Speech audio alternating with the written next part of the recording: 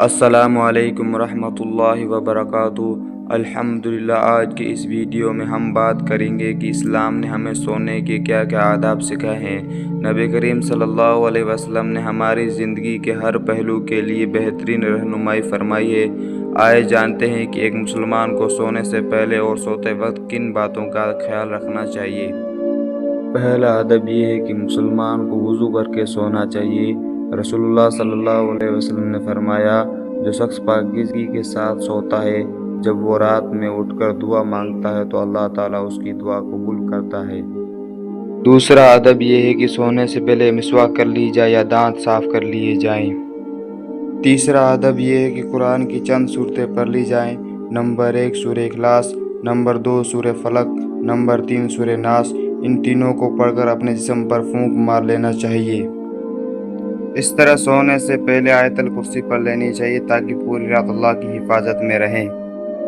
سوتے وقت کی سنتیں: نمبر 1 دائیں کروٹ پر لیٹ کر سونا، نمبر 2 دائیں ہاتھ کو گال کے نیچے رکھنا، نمبر 3 بستر کو 3 بار جھاڑ لینا، اور سوتے وقت یہ دعا پڑھنا نہ بھولیں: اللہم بسمک اموت و احیا، ترجمہ: اے اللہ تیرے ہی نام کے ساتھ میں مرتا ہوں اور جیتا ہوں۔